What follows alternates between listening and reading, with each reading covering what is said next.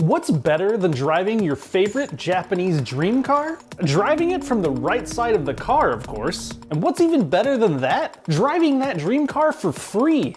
Duh, you idiot. Listen here, dummies, let me explain this to you. You buy one of these cars, you take care of it, you drive it, you wash it, you keep the miles off of it, but you enjoy it. You give it little kisses at night and wash its little fanny. You put a JDM squash air freshener in it and you drive it backwards through drive-thrus. You tell everyone at the gas station, it's Japanese, that's why I'm on the wrong side of the car. You love the ever-living hell out of this car for a couple of years. And then you sell it for more than you bought it for. Meaning you just owned your favorite car and it didn't cost you a goddamn thing. Now, I bet you're asking, Dr. Squid, I'm a doctor now, by the way, what is the JDM car you would buy if your channel was actually successful?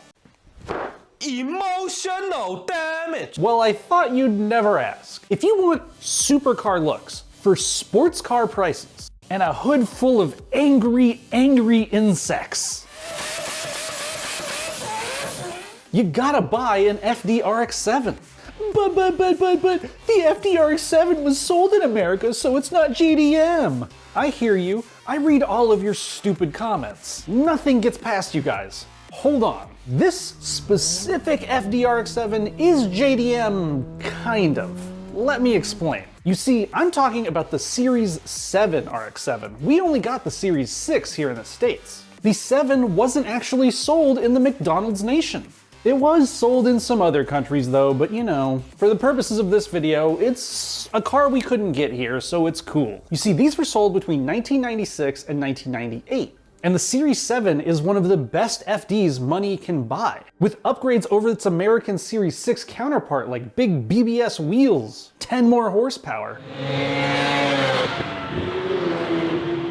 and better reliability thanks to some fancy upgraded computer shit. In fact, if you own a USDM RX-7, you're probably buying Series 7 parts to upgrade it. So just cut out the middleman and get the damn Series 7. I mean, either way, Series 6 or 7, you're gonna be spending around 40,000 bucks, which, yes, is a lot of money, sure, to most of you. But you will own one of the cleanest, newest, most special RX-7s on the planet. And since the Series 6s are already selling for more than that stateside, you're actually saving money. Which means you can pretty much import these right now if you find a good one and flip them immediately on Bring a Trailer and make some money. But I don't suggest you do that, because these are one of the greatest cars ever made, even outside of Japan. A car that looks better today than it did in the 90s. Seriously, you park an FDRX7 next to anything at a Cars and Coffee and it stands out. After the meet, hit your local curvy road and experience one of the best engine sounds ever made. Enjoy it as long as you can, knowing that every day you spend with this car, its value is going up. One day you're gonna be able to sell it and buy a supercar. Well, not like a real supercar, but like, you know, maybe a supercar's little brother. The absolutely adorable AUTOZAM AZ1, which is a tiny freaking supercar. No, really, it's mid-engine and has doors that go up. But unlike a supercar, this one's adorable. You just have to love these things when they pull up. It's like a little tiny McLaren F1 that got shrunk in the dryer. And unlike a supercar, everyone that sees these on the street will love it too.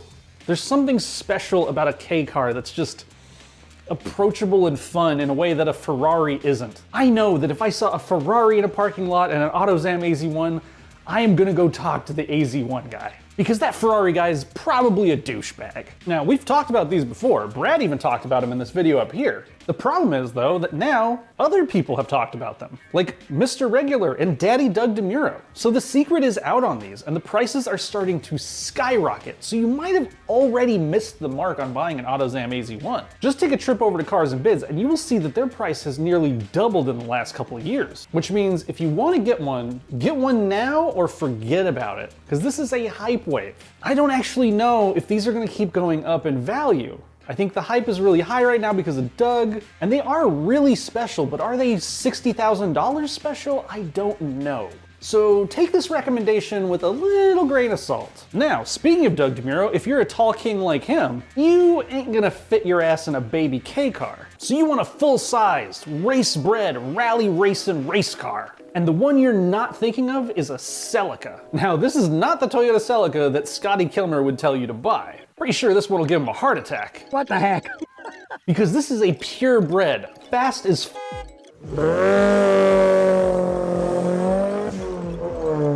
turbocharged, all-wheel drive, rally-bred racing machine that probably isn't as reliable as Scotty Kilmer would like. That's right, I'm talking about the GT4, the most slept-on Toyota in the 90s. Absolutely, totally underrated car. It's fast, it's unique, and it's like 15,000 bucks. Why is this weird-ass, bug-eyed looking car on this list? Well, its siblings are the MR2 and the Supra. But this car actually won races that it entered. This is one of Toyota's most successful motorsports cars ever. And that kind of racing heritage means one thing: appreciation. The ST205 GT4 specifically is the one to get. There is an ST202, but forget that thing. You want the ST205. With the ST205, you get the turbo, you get the all-wheel drive, and you get the cool aerodynamics. You also get the most valuable Celica ever, which is kind of the whole point of this list. Want more evidence you need a GT4? This is a street legal homologation of the rally car. And that means race bits. Toyota kept in the race car's anti-lag system. They didn't connect it, but it's in there. They put in a water sprayer system for the intercooler to manage temps, and like a ton of other quirks and features that I will go into 100% if I make a longer video about the GT4. Let me know down below if you'd watch that. Honestly though, if you have around 20,000 bucks in your pocket and you're looking to buy one of the most unique Japanese cars available that will earn you money in the next 5 years, I think the GT4 might be your best bet. Because I think soon, Daddy Doug or somebody's gonna make a video about this car, and the secret is gonna get out, and these are gonna be worth twice as much money. Now, for those of you that aren't old enough to drive and all you do is comment on our freaking videos, I know what you're thinking. I want the R34, I want the R34. Well, tough cookies, kid, you can't get one in the States yet. But you can get the long boy R34. That's right, the STAGEA. Now, not everyone loves wagons as much as I do, but if you do, this is the wagon to buy right now. You see, you've only recently been able to import these. Interesting. They're a big, long-ass wagon based on the R33 platform, which means the STAGEA is a sleeper wagon if I've ever heard of one. And that's because underneath its big, boring, generic Nissan exterior, in some models, was the RB26 DET out of the R33 and R34 GTR. You see, if you get the AUTEC STAGEA, you get the GTR power plant, you get the GTR drivetrain, and you can even get them with a stick shift. So you'll look super cool in it driving around with this shirt on. There are a million different versions of a STAGEA, but for this list, which is about cars that are gonna be the most valuable in the coming years, you're at least gonna wanna get the 2.5 RB. If you can, get one with a 5-speed. And if you're really lucky or rich, get a low-mile example, AUTEC RB26 DETT. But I think even with the RB25, these are still gonna have some demand in the coming years. After talking with some importers, I really don't think the value on these is ever gonna go down. After all, wagons are kind of having a revival right now.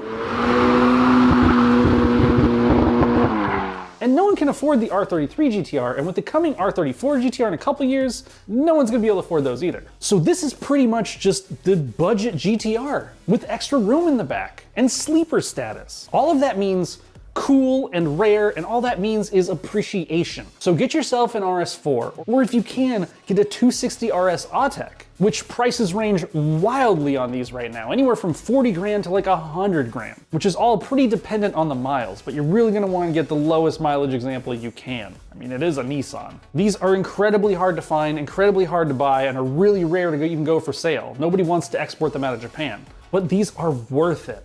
This is as close as you're gonna get to an R34 for the next few years. And the hype when you roll into a car meet with one with the R34 GTR front end on it and an RB26 under the hood, you're gonna blow every little initial D11 kid's mind. Now, personally, I am in the RB26 gang. But there are those of you in the 2JZ crew out there, and I'm sure you're just frothing at the mouth listening to me talk about the RB26. Well, this one's for you, a Supra. Just kidding, you can't afford that, neither can I. Those are done. Those are collector's cars now. What you can afford right now, and I mean you probably can afford this, they're stupid cheap, is the 2JZ GTE powered Toyota ARISTO. In fact, this is like the only other car you can get a 2JZ GTE out of. That beautiful engine you all love and comment about so much is actually super rare, especially compared to the earlier 1JZ, which they stuffed into frickin' everything. Your options are Supra or Aristo. One costs 6 figures, one costs like nothing. And the best part about the Aristo is we kind of got one here in the States. It's called the Lexus GS300. So if you buy an Aristo and import it, a lot of the parts are kind of interchangeable. You're not gonna have that kind of luck with a STAGEA. And if you're buying an Aristo, what I suggest you get is the newer generation, the big body one that looks like a Mercedes and it's got the 4 headlights. The good news is they're just starting to be available to be imported for us here in the States. The bad news is it is the first model year, so finding the proper 2JZ GTE configuration is going to be difficult. What you want to look out for is the JZS 161 or V300 model. Those are the ones that come with the twin turbo 2JZ. And they're a ridiculously insane bargain at like $12,000 shipped to the States. So keep that in mind. A 96 or a 97 is probably gonna be around that price range, which is just, again, one of the best deals in power plants ever. And hop in now while they're still slept on, because I think once American tuners realize they can get 2JZs for 12,000 bucks, the price is gonna go up pretty fast. Now for something completely different. How about a wide-bodied Mitsubishi that is famous for tearing up the dirt roads, has a legendary engine, and is all-wheel drive, but it's not the Lancer Evolution. We talk about that way too much here. You already know those are gonna go up in value. No, I'm gonna tell you about something that's actually much more a secret. I'm talking about a car that is way cooler than any Evo, the Pajero Evolution. This is the mightiest little SUV you've ever seen. At least until somebody figured out how to put a 2J into a Samurai.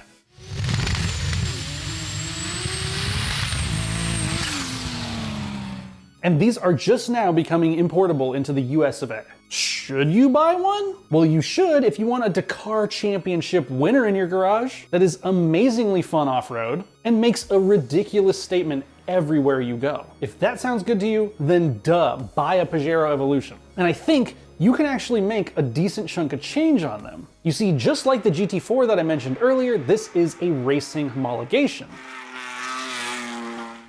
with racing pedigree.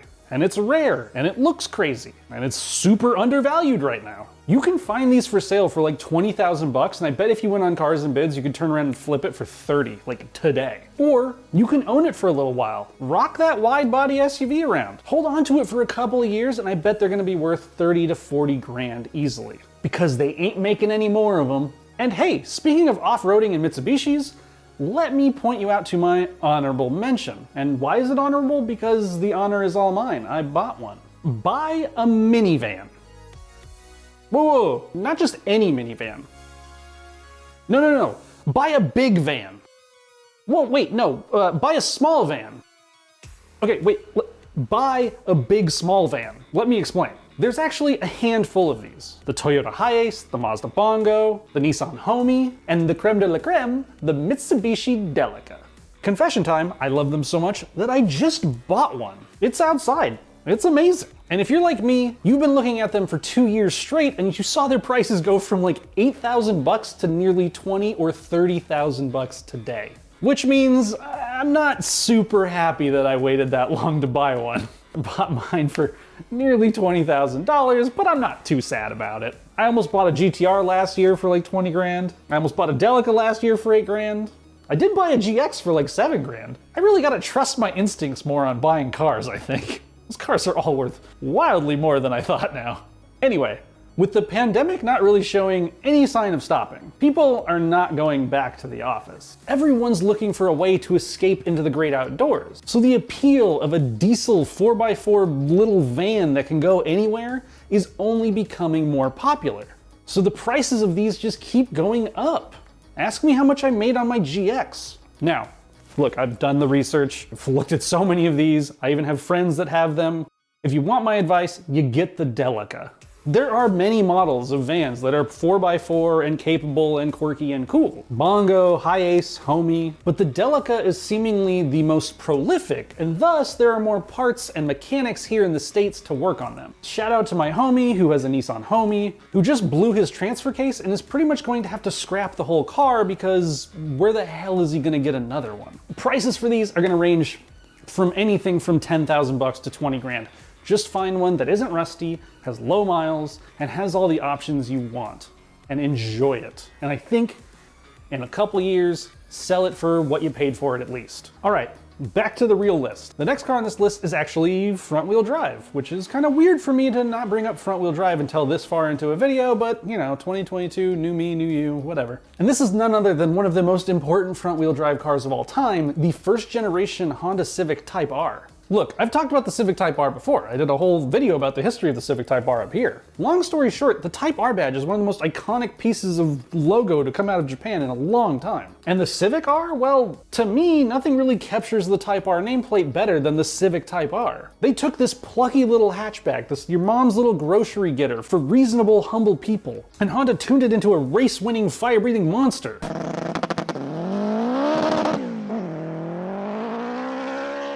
And today, in 2022, we can still see new Civic Type Rs living up to the name. But those are gonna go down in value before they go up. Right now, you can buy the Genesis of the Civic Type R, and I think its price is as low as it's ever gonna get. This is the first time we're gonna be able to own the first Civic Type R, and that's what makes this car special. That's why I think this car is only going to go up in value as the years go on. I mean, has anybody seen what's happening with the Integra Type R? It's going crazy. JDM sports car hype is only going up as time goes on. And first editions are always worth more, right? Book guys, you know, you read. I don't really read that much.